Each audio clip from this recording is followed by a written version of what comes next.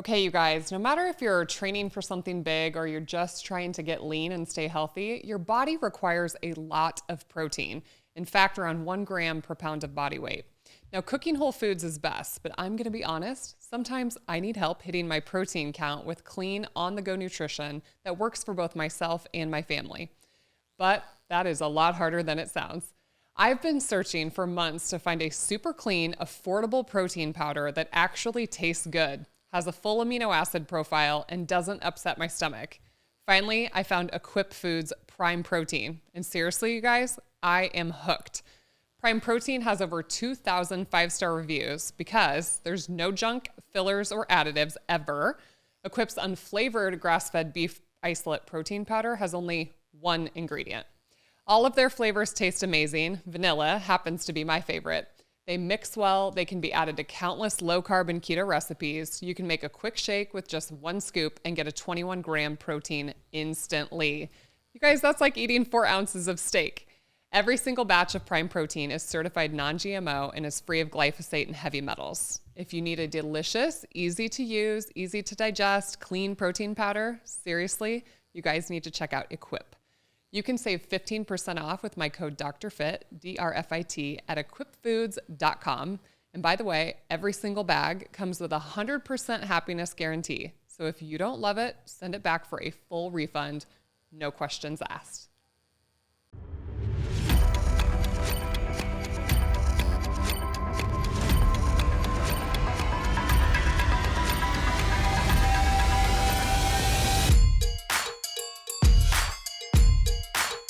Welcome to the Fit and Fabulous podcast with Dr. Jaime Seaman. Hello, everybody. It's Dr. Jaime, and welcome back to the Fit and Fabulous podcast. It's so lovely to have you here today. I have a really special guest. I'm excited. I mean, I get excited about most episodes, but I feel like this podcast has been a long time coming. You guys know how much I love Redmond Real Salt. For you YouTube people, you can see it right here. This is my favorite kind. I'm a kosher girl, not a fine salt girl, because I like the crunch in this Redmond Real Salt. But today's guest, he's near and dear to the Redmond Real Salt mine, and he is going to spill all of his knowledge on us about salt and everything you've ever wondered about it. His name is Darryl Bosshardt, and he is passionate about healthy living, healthy eating, lifelong learning. Darryl grew up working for the family mineral business in Redmond, Utah. He earned his Bachelor of Science degree at Southern Utah University, followed by an MBA at Western Governors University. And he is still hanging out with our Real Salt crew all the time. Darryl, welcome to the Fit and Fabulous podcast. Dr. Jaime, thanks for having me. I know some of your listeners are probably thinking salt is boring. How could we talk for 30 minutes or so on salt? But I think salt's one of the most fascinating topics that we could talk about. So I'm glad you'd have me on to talk about salt today. Okay, Darryl, first I want you to take us back and give us a little bit of the history of the Redmond Real Salt mine and Real Salt, because a lot of my followers love this product, but they probably have no clue about the history of it. Well, when people hear salt in Utah, they think of the Great Salt Lake, and rightly so. The Great Salt Lake's a big Dead Sea here in Utah. Most people don't know that 2 hours south of the Great Salt Lake, there's an ancient seabed, and it just so happened that in the 1950s, my grandfather and his brother had a farm here in this rural central Utah town. And just north of their farm and just south of their farm, there was a little outcropping of salt that the Native Americans had harvested long before the settlers came into the valley. And so during World War II, my grandpa worked for a company in California called McDonnell Douglas. It's an aircraft manufacturing company. Started out as a riveter and then became a business manager, and that's where he worked during World War II. And his brother was actually a miner at the big copper mine here in Utah called Kennecott. It's a massive copper mine. So after the war, the two brothers wanted to move back and raise their kids near each other on their grandpa's farm. And so they did that. But in the 1950s here in Utah, there was a pretty bad drought. and the farm wasn't doing that well. And they knew there was salt north and south of their farm, and so they thought, with the mining experience from my grandpa's brother and my grandpa's business experience at McDonnell Douglas, they decided to go into the salt business. And so they got a loan and they dug right down in the middle of their farm and hit this salt deposit. Initially sold it for farmers because every animal needs access to salt, and they started selling it for roads because salt does keep the ice off the roads here in Utah. And then in the 1970s, when the health food movement kind of started to really build momentum, is when we moved into the food salt side of things. So that's kind of the short version of how this salt mine in Utah got started. And you still work for Redmond today. Yeah, the company's a lot bigger than the two brothers that started it back in the 1950s. There's about 500 team members now at Redmond across a few different industries. And it's not just my family that's involved anymore. It's a lot bigger than that. But a lot of the original family still is involved because we love the culture and we just enjoy what we do. So Which is, that's really cool to see because so many people build a business and sell it and step back from it. And to see somebody like you that literally has a blood lineage to the people that happen to just own this land. Um, how did they know that the salt was underneath there? That's my question.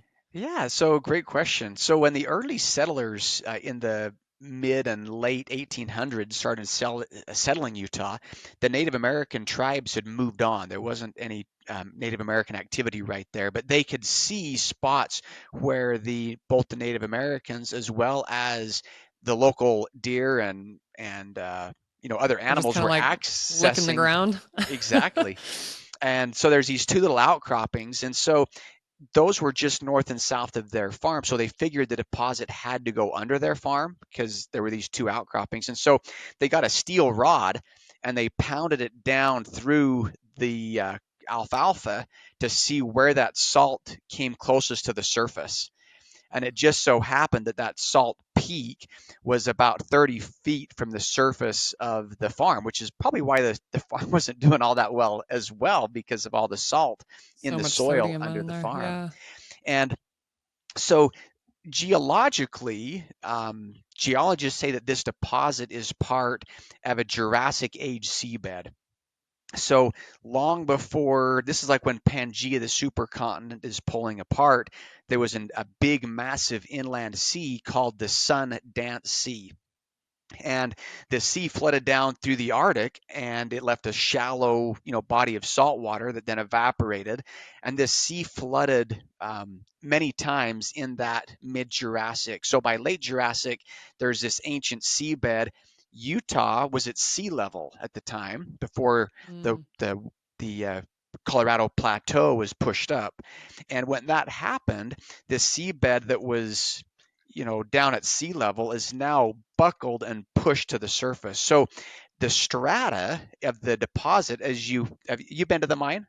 Yeah. Yeah. 5 years ago, 4 or 5 years ago. Yeah. So the strata runs vertical. Yeah. A sedimentary deposit, it should be laid this way, but it's been pushed and buckled. It's about a quarter mile wide, about 3 miles long, and about 5,000 feet deep in this dome. Wow. And geologists say this is 150 to 250 million years ago that this salt was created. And now that the Wasatch Mountains have all been pushed up, this inland sea was pushed up and solidified. And so, yeah, just right under their farm was this, just right right in the middle, pretty serendipitously, right under their farm was this ancient seabed. And initially, like I said before, we were selling it mostly for livestock. If you think back in the 1950s, everybody was eating white flour, white sugar, processed foods. And so this salt that had this flecked pink color, the family thought, well, nobody's going to want to buy this dirty salt because it Yeah. doesn't look like the stark white, salt and the stark white flour and the stark white sugar. And so we ate it as a family because we were cheap at the time. And then in the 1970s, there was this nutritionist that came through Utah, and he was probably getting a tour, saw the Grand Canyon and whatever. And as he came through, he got a tour of the salt mine, and we didn't think much of it. And then he goes back to California, writes this article, and publishes it to all of these health food stores. And so we started getting phone calls from the health food stores across the country saying, hey, there's this article that says the healthiest, tastiest, mineral rich salt in the world is your salt. And we said, great, do you want it for your cows? And they said, no, we actually want it in We our want it health on our food table. stores. And we used it ourselves as a family, but we thought, man, it's inferior because it doesn't look stark white. And they Yeah. they explained to us, no, the minerals are essential, and the fact that it doesn't have all of these anti-caking agents added, doesn't have the chemicals added, it hasn't been stripped of some of the minerals. We want it for our health food store. I'm dumping salt all over my table for you YouTube people. Oh, he's got a big chunk of salt. But you can see like these little brown flecks in here. So tell people what's the color? Why is there, what are these colors that people think is like, ooh, that's not white salt? Well, in nature, salt should look like a snowflake. If you went and saw an apple tree in your backyard and every single apple looked exactly uniform, like that pretty apple on, Snow White, you would know that something has been changed or that something is wrong, because no two apples on the same apple tree should be identical. And if all the apples are Right. identical, that's going to tell you something. So when you take your salt and you dump it in your hand, whether it's coming from the current ocean, like the San Francisco Bay, the Gulf of Mexico, the Mediterranean, it's coming from an ancient seabed like the Himalayan deposit or the real salt deposit, every one of those crystals should look different and unique. So if we were to go back and saw how our ancestors would harvest salt, they're going to get it from one of two ways. So the first way, people know that the ocean waters are salt based. They Salt. have Yeah. in them, and it Salt water. has other important minerals. I mean, the reason that seaweed and seafood is rich in iodine is because there is iodine in the ocean water. And that's why if you want a good iodine food source, kelp, dulse, seafood is rich in iodine. So our ancestors would have taken salt out of the ocean. Salt in the ocean occurs at about 2 to 3% salt, and then water and other things like that. And so what our ancestors would have done is they would have taken the salt from the ocean, pulled it into a clay lined pond. And if this pond is lined with the gray clay, if you don't line the pond, it's going to just go back in the sand and the water disappears. So if you line the pond with the gray clay, you bring the salt water in, you let the hot Mediterranean air start to evaporate the deposit, it goes from 2% to 3 to 4 to 5. At 26%, salt is at max salinity, meaning the salt water can't hold any more. And so the salt will start to fall out of suspension Start to onto the precipitate bottom of the out. pond.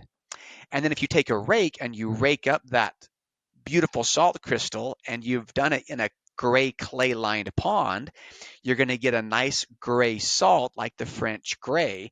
And that gray is coming from the clay that's lining the pond. If you do the same thing in Hawaii with the Hawaiian red clay, you'll get a red clay salt, or a red salt, the Hawaiian salt. And so, but when you do that, all of the minerals in the salt water settle off together, and then you also get some of the minerals that are settling off into that clay lined pond. The other way to do that is from an ancient seabed. It's the same process, but it happened eons ago. And so these deposits, there's the Himalayan deposit that occurs in Pakistan and creeps up in Nepal. There's another deposit very similar in Bolivia. It has this Bolivian pink salt. And there's this deposit in Utah from this ancient prehistoric seabed. And when all of that salt settles off together with all the other, you've got the seabed, you've got some volcanic activity, you've got the clays, this crystal salt here is produced the same way as the salt from the coast of Brittany, France. It just happened, long before we had, any of the challenges that our oceans have today. And so the color, whether it's coming from the French gray salt, whether it's coming from the Himalayan or the real salt deposit, that color is these other trace minerals and elements that occur naturally with the salt. Potassium, calcium, magnesium, those are the top three, which makes sense because those are after sodium, the key electrolytes that our bodies need. And then it's in these other minerals and trace amounts, iodine, selenium, zinc, in trace and ultra trace levels. So I've always heard, sea salt, Celtic salt, Himalayan salt. These are like better, healthier salts. And you just said there were some like health food stores that were like, we want real salt. So why is it different than standard table salt that we find at most restaurants and most people's kitchens? It's a great question. So there's really two things you need to be aware of. And the first is salt companies around the turn of the century realized that seawater occurs with potassium chloride, calcium chloride, magnesium chloride, and then some of these other trace elements. Before you and I had a refrigerator, we probably would have eaten more salt because everything we ate outside of season would have had to have been preserved with salt, be it kimchi, sauerkraut, fermented veggies, jerkies, meats. We would have used salt to preserve all of that. And so, but around the turn of the century, salt companies realized that they could take that seawater that has sodium chloride, has potassium chloride, has calcium chloride, and they could use a different liner and they could pull the seawater off into a settling pond, use a different membrane and pull off the potassium chloride. Then they can move the water to the next pond and leach out the calcium chloride. Then they can move it to the next pond and pull out the magnesium chloride. Now, once you get those top three, the other trace elements are not really economical to remove. But because potassium chloride is very valuable, magnesium chloride is valuable, so is potassium chloride, calcium chloride.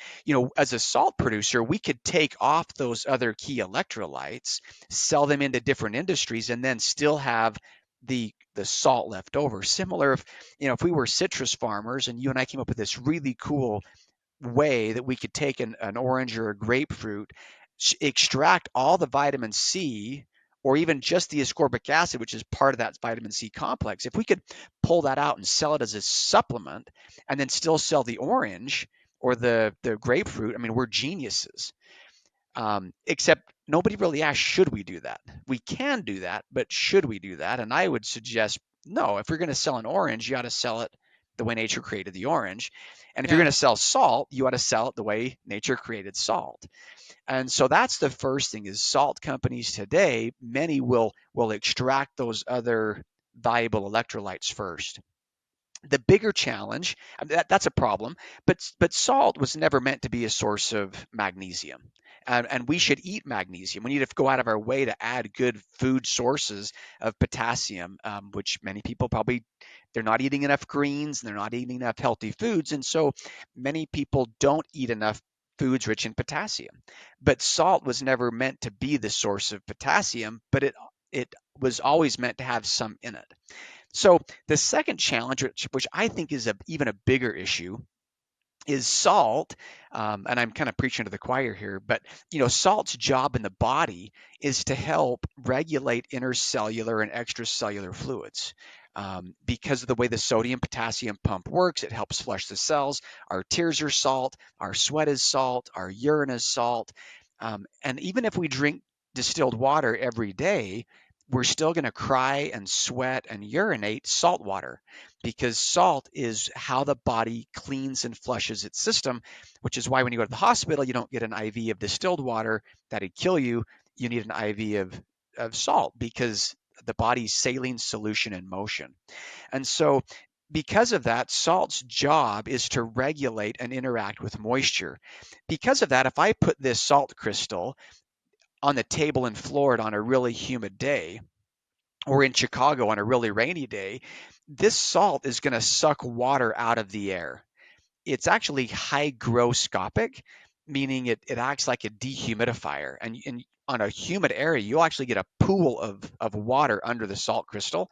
And if I hold that for a while, my hands will start feeling sweaty because it's pulling the water out of my hands because salt's job is to interact with moisture. The problem with that is if you put salt in a shaker, and it's especially if it's fine, this shaker, if the lid's off, is now going to start pulling salt out of the air into the shaker, and it's going to get a little clumpy, Hmm. sticky. And so to get it to pour out of the shaker, I'll have to tap it on my hand. Our grandmothers in a humid area, they may have put rice in the shaker to help, Yeah, I've you know, seen that. Like when you're in Florida, all the salt shakers have rice in them. yeah, and so, but these scientists got together and said, what could we do to coat this crystal? These little crystals in the shaker, what could we coat those with to stop its ability to interact with moisture? Because if that crystal doesn't interact with moisture, then on a rainy day when it's really humid, the salt will pour out of the shaker. And so this marketing campaign with the little girl and the umbrella, when it rains, it pours, and she's walking on the rainy day and the salt's trickling out of the shaker, it's because these scientists found a list of chemicals that they could coat the crystal with to stop its ability to interact with moisture. And these chemicals aren't nice chemicals. Things like sodium silicoaluminate or sodium ferrocyanide. These chemicals, tricalcium phosphate, they're they're chemicals that we should not eat, and we certainly wouldn't want to put them on our eggs in the morning or on our tomato at night, because these chemicals, their whole job is to stop the salt's ability to interact with moisture, when in the body, our bodies need salt to help us interact with moisture. And so the biggest difference on salts is, if salt's created the way nature created it, every crystal should look unique.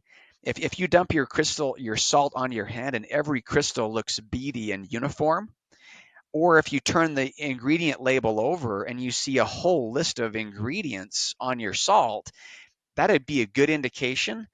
Even if it says sea salt, years ago, back in the 60s or 70s, sea salt on the label probably meant it might have been healthier, but sea salt means nothing. And so I tell people all the time, hey, don't look at the front of the label. It doesn't matter if it says sea salt, table salt, natural salt, whatever.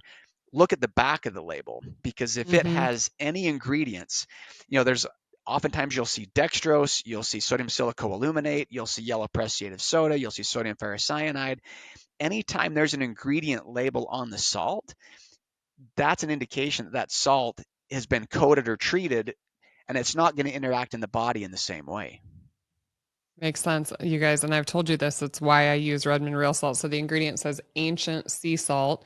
And if it just says sea salt, Dale, right, it could be coming from an ocean, and our oceans have microplastics. They could be using other chemicals in it.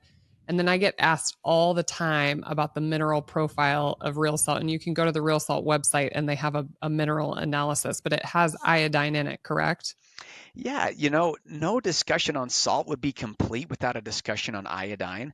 I'm sure, as you see in your practice, most people, especially women, are iodine deficient, and we need iodine. When iodine deficiency shows up, there's tumors, there's reproductive issues, all kinds of problems, one of which is goiter. And so the only reason that we now associate salt with iodine is going back to World War One.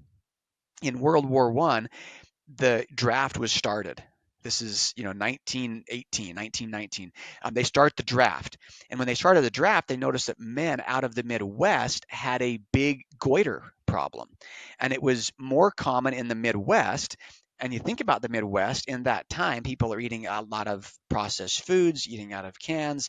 In the Midwest, you're not getting hardly any seafood, and so that's why it shows up more in the Midwest, eating processed flour, processed salt, processed sugar, and not a lot of fresh foods, or even fresh seafood particularly. So the government sat down and said, okay, we need to solve this problem.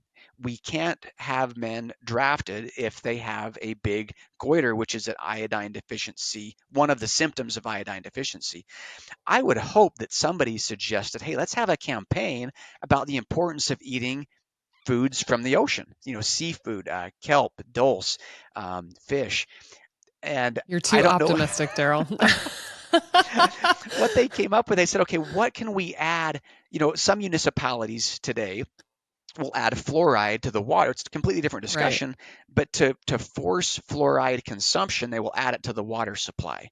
And so they said, what can we add iodine to force iodine consumption? Now, iodine, as you know, if you've ever gotten an IV, is purple.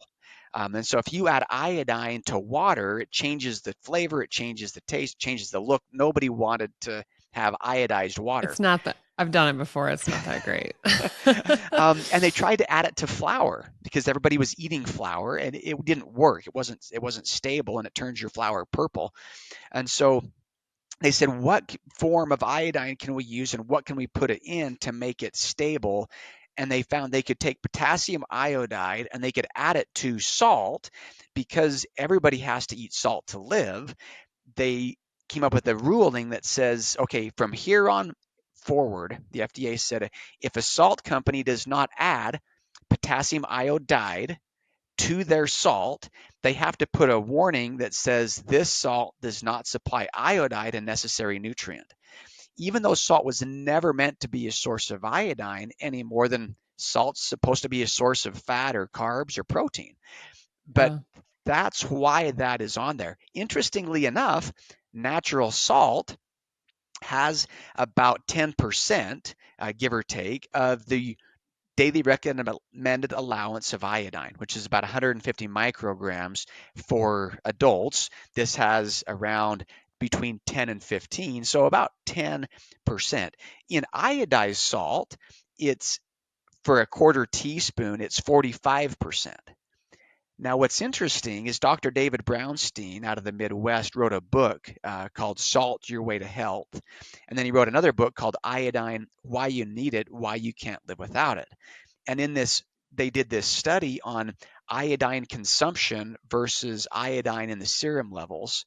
And what they found was when you add iodine to some foods, you actually get a boost in iodine uptake, meaning there's some synergistic things happening in the body that release more iodine from other foods. When you add iodine as in the form of potassium iodide to salt, you actually get less than 10% bioavailability of the iodine when it's potassium iodide added to iodized salt. So, I mean, the good news was that it solved the problem. And if the only access to any iodine that you have is iodized salt, then it would probably be good to use iodized salt if that was your only choice. Fortunately, most of us have a grocery store, and we can get foods that are rich in iodine in a lot better forms than out of a processed, salt shaker. But if that's all you had, it did solve the problem. And so I'm not saying that there's no place for it. It's just that in a society where we have abundant foods rich in iodine and great iodine supplements and natural salt that also has iodine in it, those are much better alternatives than this processed salt. It used to be, if you look at the shaker of a lot of salts, it'll have dextrose as an ingredient. Yeah, I've seen it. And we used to say, for any of the Mary Poppins fans out there, just a spoonful of sugar helps the nasty salt go down, in the most delightful way. But it's not actually, it's not, they don't put dextrose in the salt to make it sweet, although dextrose is sugar. They use it as a stabilizer, because once you add all these other chemicals and potassium iodide to the salt will start to age. Salt shouldn't age. Salt should last forever because it's been around forever. But once you start adding these other chemicals to salt, the dextrose, if you see dextrose in your salt, it's because they need that as a stabilizer to stop the salt from turning colors because of the other chemicals that have been added to the shaker. And so dextrose on your salt shaker is a key indicator that you should use that salt to make, Play-Doh or make a craft project, but I certainly wouldn't put it on my breakfast. It's just so wild to think of all the different products that we consume and how there's all this extra stuff. And I've seen the stuff on social media where some of these things are like banned in other countries, and it just makes you wonder like why we're allowed to continue to why our government and health agencies and people like think it's okay to take these things in, and we have such a problem in our world. People are so unhealthy and there's so much chronic disease that we're battling right now as physicians. And one thing that gets attacked a lot is salt and sodium. So give us your take. I know you're not a doctor, Darryl, but give us your take when people are like, salt's bad for you, gotta cut salt out. Don't be putting the real salt in your hand and eating it like Dr. Jaime. what what's why are people vilifying salt so much? Well, I think you're probably more qualified to give the technical answer, but I do think it's kind of interesting because, if I go to the hospital for almost any reason, even if I have high blood pressure, the first thing they're going to do is they're going to give me an IV of saline solution, which is salt Yeah, water. Now, salt it's going to water. help balance my electrolytes. It'll also open a port, so if something goes wrong and they have to, give me something, it's nice to have that IV there for that quick access. But the whole idea that salt's bad, it's kind of like the whole idea that fat's bad. For a while there, all of us were under this impression that all fat was bad. And then people tried to, cut all fat out, and they realized, wow, fat is really essential. It's essential for our brains, our eyes. We need omega 3s, 6 9s, and salt. Back in the 1950s, there was an article, and I'm not sure if you've ever read this before, but it was 1954, and the article says evidence for relationship between sodium chloride intake and human essential hypertension. And this study, they knew that salt's job was to interact with moisture and help regulate those fluids. And so they took salt water and they injected mice at these massive amounts of salt, not balanced, just salt. And what they Yeah. found was at high amounts of salt without the other electrolytes and fluids, sure enough, it's a problem. Just like if we were to stop eating salt and if we drank distilled water at a high amount, as we're running outside, it won't take a long time before hyponatremia starts to set in. And we see this with military camps where these young men will end up dying or passing out, dropping, and they're drinking plenty of water, but they're not getting those electrolytes, Yep. our electrolyte, the electric current that keeps our bodies going. And so this 1954 study, although it was misconceived and set up in a way that we would never set up a medical study today, that one study in 1954 rippled through and still ripples forward today, where in medical school we learn the importance of salt and electrolytes and potassium, magnesium, calcium, and even chloride, kind of this forgotten nutrient. And yet we know that. I mean, everybody that's gone to medical school knows the importance of saline and salt and electrolytes and lactated ringers and bags of saline. And yet, in the same breath, will then say, well, salt's bad. Well, it's not the salt. If we were to take this processed salt with, sodium chloride, but that we've stripped the other minerals, and then we add sodium silicoaluminate, tricalcium phosphate, sodium ferrocyanide, dextrose, put that in a bottle and give that as an IV, that's very different from a bag of lactated ringers or very Yeah. different from a bag of normal saline. And then to complicate that, salt is a very cheap and very effective preservative. And so it's this twofold problem. Now we take this food that we probably shouldn't define as food, and it has a Right. longer shelf life than you and I do because we're taking this bad food that's demineralized, processed. We put copious amounts of this processed, demineralized, coated, non ability to interact with moisture salt on this food that we shouldn't be eating to start with. And so if Yeah. somebody's eating out of boxes and cans, they probably are getting more salt than they need because they're getting this poor food with this poor preservative. Yet if they start eating more natural, they're actually going to have to go out of their way to add good, clean, healthy salt to their diet, which is what every civilization did before we got into this, processed food, industrialized. Yeah. Um, I mean, you were, literally just telling us that the Indians used to, harvest the salt to cure their foods and things like that. So obviously salt's been around for a really long time, but chronic disease has really been, a huge problem skyrocketing since the 1980s. And what did we do? You're exactly right. We started making processed shelf stable foods that are highly palatable. They have low quality fats, and most of them are very high in carbohydrates or sugar. And for my listeners, you guys know when you eat carbohydrates, it requires a hormone called insulin. One of insulin's job is reabsorption of sodium in the distal nephron of the kidney. So when you're consuming large amounts of carbs and sugar and salt at the same time, it leads to inflammation and it leads to hypertension. Our body has the ability to get rid of sodium and potassium and these types of things in our kidneys. That's what our kidneys' job is, but it doesn't have a special source of it. And so we do need to consume it on a regular basis.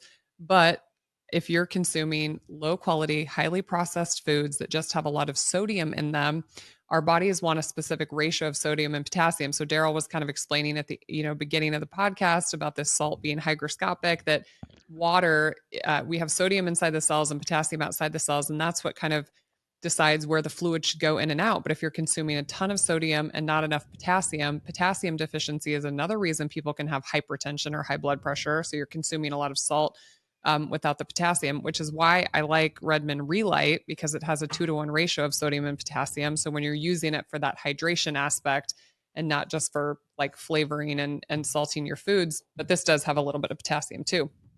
But that's why I think salt has been vilified, because our food is so low quality and we do put salt in it to make it shelf stable. And if you consume, you're exactly right, Darryl, a lot of bags and boxes and jars and things like that, there probably is a lot of carbs, a lot of sugar, and a lot of sodium in there. But for people that don't do that, that are eating real whole foods and they're not eating all that processed garbage, you can actually consume quite a bit of salt and your kidneys will get rid of what it doesn't need and it will regulate it. And you do need to be consuming the right type of salt, like Darryl has highlighted so many times. It's just crazy to think the number of chemicals. Um, Thinking about my childhood, having 30 years of PTSD. No, it's just wild. Like what is in our food system? It's just crazy. And I think, too, we have kind of forgotten to listen to our body's cravings. If you look at animals, they're really smart. When they're thirsty, they drink water. Most of us, we get busy, we're at the office, and we don't think we have time to stop and drink. And so we go way longer. Guilty. Well, and my wife, she has about the bladder the size of a bird, and so she doesn't want to go to the bathroom all the time, and so she'll not drink enough water.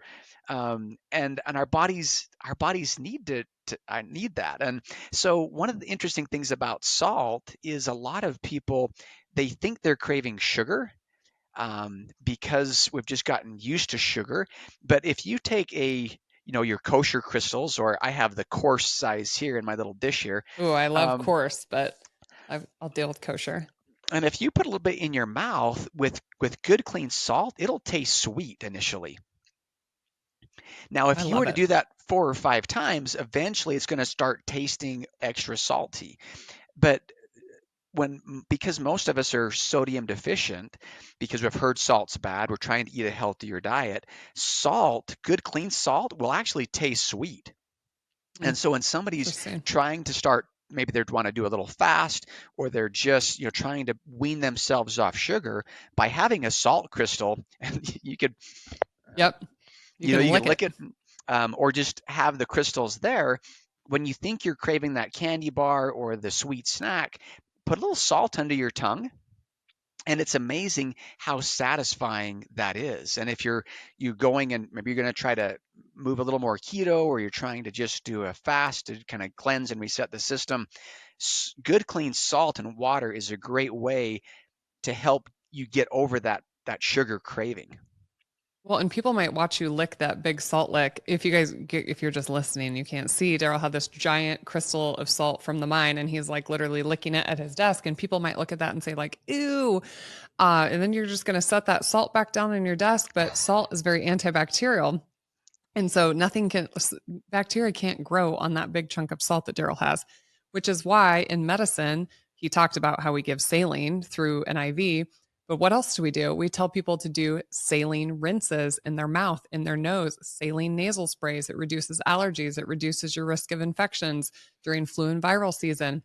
So it's good to put a little salt in your mouth, swish it around, swallow it, put it up your nose, You do know, it in the right concentrations. But salt is really good for our body in that way.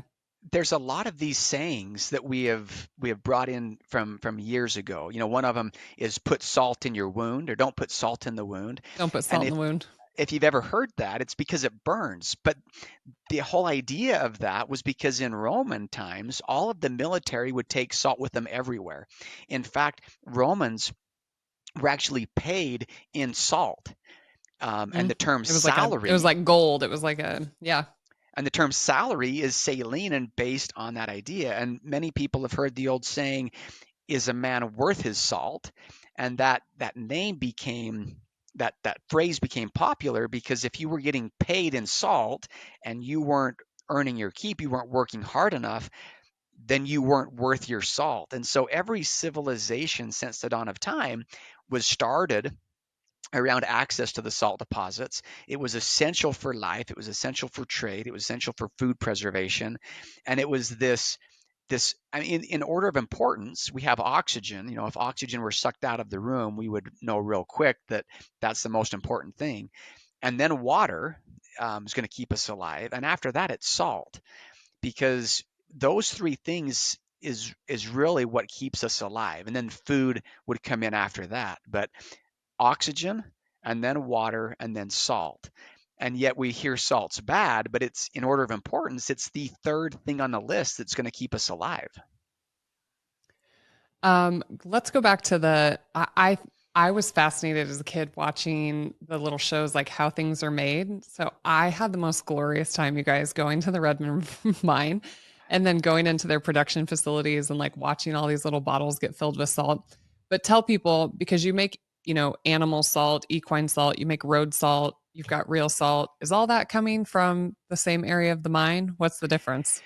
Yeah, so it's from the same deposit, but in in the in culinary and in the food and drug world, salt for food has to be 97% sodium and chloride. And in the mine, we have sections like this piece here that would be about 97%. This is actually more pink than it looks on the screen, and then we have some that are 94% that have more minerals. And so the higher the mineral content, we use that for our industrial and the agricultural side. And then we target areas in the mine that have this 97 to 98% for the food or for the culinary side of the business. And you could another question we often get is, well, what does it take to process or sort it, or what do you do to it? Well, you could Yeah. take this crystal and you could do our entire process with a hammer or your Vitamix and a screen. And all we do is we take this crystal, we crush it up, and then we screen it out to different sizes on a stainless steel screen. And so if it's a little larger crystal, we use that we call it coarse, or it's the size you might put in a pepper grinder to grind your own salt. The next size down is kosher. Kosher is kind of interesting because in food, everybody has heard of koshering, or you'll see on a food on a label, it'll have a little star K or an or OU. In in Judaism, according to the Torah, there's only certain foods that are approved for the Jewish community, and certain foods have to be prepared in a certain way to meet this Jewish law of health. And in the Torah, that's called kosher, or it's clean for the Jewish community. And so rabbis will visit food production facilities to make sure the food is handled in a way that makes it safe or approved for the Jewish law of health. And so any food that can be kosher certified, you might buy a box of cereal or you might buy a loaf of bread, and it'll have a symbol that says this is approved for the Jewish community. Now, in salt, there's two meanings of kosher. So this is fine salt, about the size you'd put on the table side. The red lid is what we call kosher salt. Now, if you look at the back of your label, you're going to see it's right by the nutritional panel, a little OU symbol. And that little OU stands for the Orthodox Union. And so that is a Jewish agency that comes through the facility like a health inspector.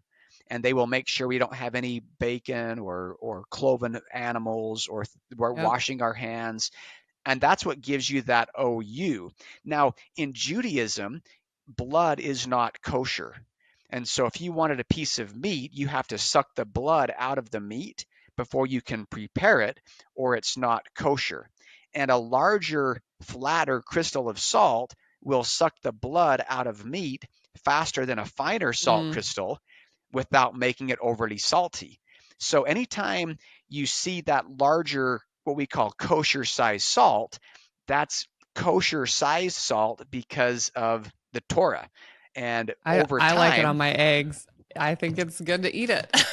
and it has a nice little crunch. If you've ever It had a does. margarita, the rim of a margarita will have kosher size salt because it dissolves smoother on the tongue than a finer salt crystal. If you've had a pretzel, that larger salt crystal is kosher salt. If you've had edamame at a Japanese restaurant, they'll use the kosher salt because that larger flake will dissolve softer on the tongue because you have less surface area exposed to the taste buds. If you were to put the old Jolly Rancher candies in your mouth, that's a hardtack candy, your tongue is only touching the outside surface of the candy.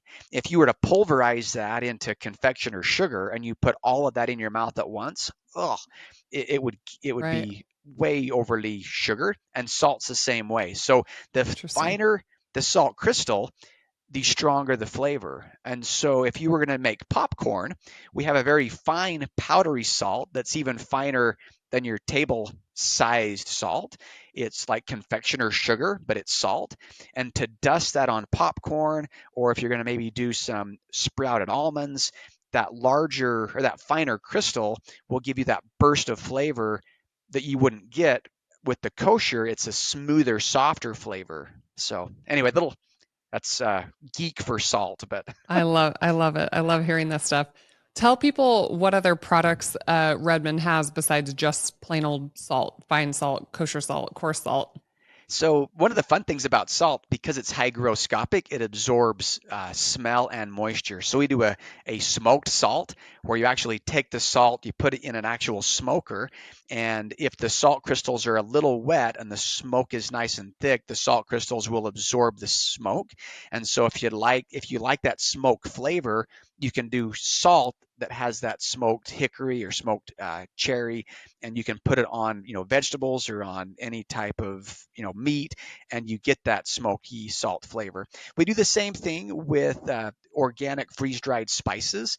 A lot of seasoning salts today have MSG as a flavor enhancer because the salt's a little bitter, and so they'll add flavor enhancers. But because our salt's naturally sweet and we'll only use freeze dried organic herbs and spices, we don't have any of those flavor enhancers in the seasoning. So we do a garlic and onion, a seasoning blend, some taco, some steak seasonings, and I was then so excited when you guys came out with taco seasoning.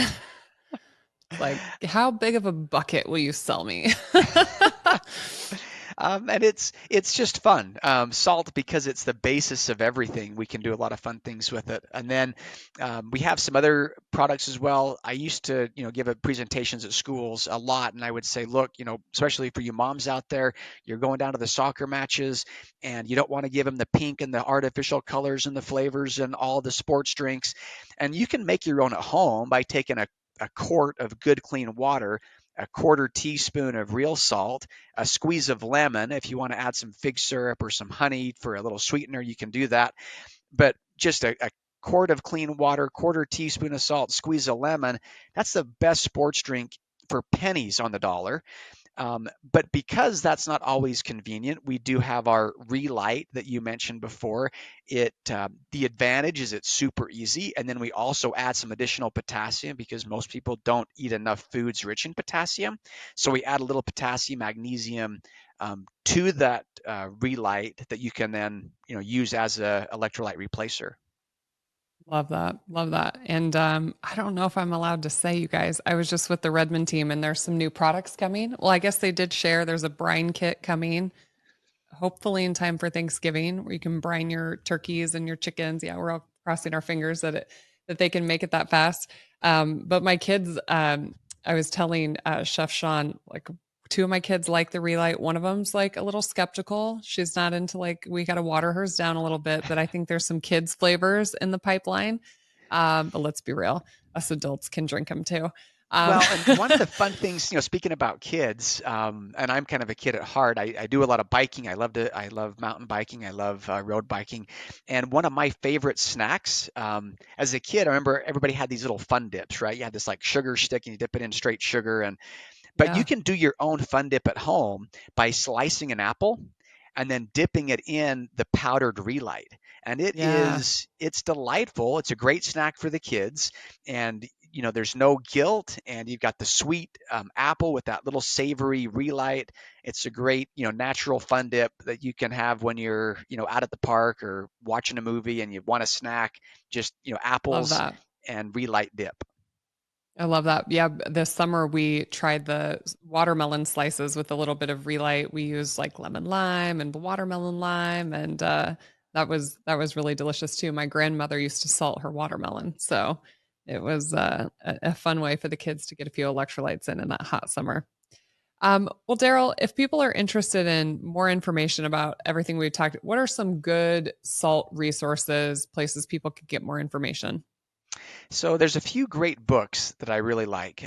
If you like the history side of salt that we talked about today, there's a book called Salt: A World History. It's an excellent book. Goes into the history of salt from the earliest records of mankind up to present. Talks about how it was used as salary and wages and how it was used for food preservation. If you're a salt geek, Salt: A World History is a fascinating read. From the natural or the health side, there's a great book by Dr. James D. Nicolantonio. And Um, we've had him on the podcast. If you guys, it was like way back at the beginning of the podcast, but you can go back and find his episode too. an excellent author. One of my favorite books on salt is called Salt: Your Way to Health by Dr. David Brownstein. If you go back a few years before, there was a really interesting book by a Dr. Batman Gelly. His book was called Your Body's Many Cries for Water. And he wrote a follow-up that you're not sick, you're thirsty, and talked about how, especially at that time, this was back, probably more 60s, 70s, how people were just not aware of them not drinking. And so everybody was walking around super dehydrated. When that happens, digestion goes, nerves, communication systems in the body. Hydration is so important and yet often overlooked. And anytime you're drinking enough water and you're eating natural foods, you've got to be finding a good, clean, natural salt to add to that. I love that. Yep. You guys, today for the semen analysis, you heard it best here from Darryl Bosshardt. Stop eating crappy foods, start eating real salt. If you guys are interested in getting any of their products, you can go to redmond.life. You can find them on social media. And you can always use my discount code DrFit, DRFIT, to get discounts on your products. We have been real salt lovers for a really long time. Like I said, we've visited the mine. But the most important thing that I want you guys to know is I work with a lot of companies, and Redmond is the real deal. These are some of the nicest humans I've ever worked with. They're doing it the right way. We had a chance to go spend some time at their leadership retreat with their employees, and what they invest in their employees is incredible. And obviously it pays off dividends for the business. You guys have had a lot of success, and I am so happy to be one of your supporters. So if you guys are listening and you liked this information, if you got something out of it, you want to share it with your friends and family, we depend on all of you to share these messages around the world. So go ahead and like, share, comment. Darryl, thank you for coming on the Fit and Fabulous podcast. Dr. Jaime, thanks for having me. Appreciate you letting me tell the story about salt. Did you guys love that last episode of the Fit and Fabulous podcast? Well, of course you did. And I want to keep bringing you the most amazing content from the most incredible people. And you can help me by subscribing to the Dr. Fit and Fabulous channel. You guys know where the button is. Just click it. It's the doctor's orders.